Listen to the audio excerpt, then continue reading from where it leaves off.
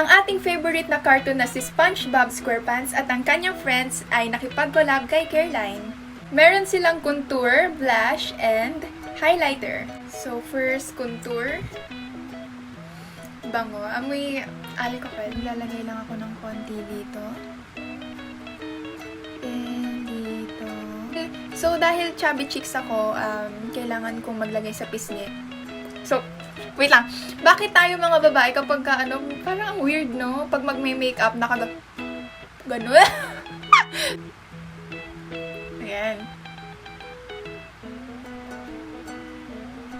And blend.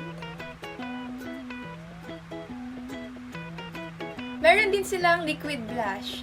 Ang gagamitin ko ay si SpongeBob. Kasi gusto ko putok na putok. Ganun. So, yeah. Pag ganito ako maglagay, Diyan. Ganun ako maglagay ng liquid blush or kahit anong blush o napadami. Saglit lang. Sasa-girl ata tayo dito. Oh my God, guys. Charot. Okay lang. Sakto lang. Yan. O, diba? Putok.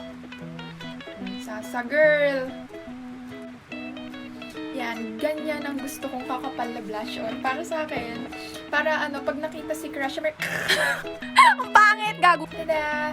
Ito yung blush on na binigay sa akin ni SpongeBob. Para mas agaw pansin ang makeup natin, kailangan natin maglagay ng highlighter. Hindi mawawala yan. Pampakinang. Wait lang, nakalimutan ko yung pangalan ng character na to eh. Butanding to eh. Yung spoiled. Medyo naiirita ako sa kanya pero okay lang eh. Ano? Pearl! Tama ba? Wait, search ko. Oo nga, Pearl nga. So, yes. Ang bango. Amoy alcohol sa ospital. Bango. Yeah. So, naglalagay ako dito sa nose ko. Ayan, dyan lang. Tapos, dito. Yan. Tapos, i-blend ko gamit ang aking kamay. Maglalagay ako ng konti sa cheeks. Yan, ganyan lang. Yan. Para, syempre, diba, mas shiny. At ito ang binigay na kinang sa atin ni Pearl, ang ating highlighter. Wait guys, pahabol. Tuwing kita yung collarbone ko sa outfit ko, naglalagay ako ng highlighter. Dito.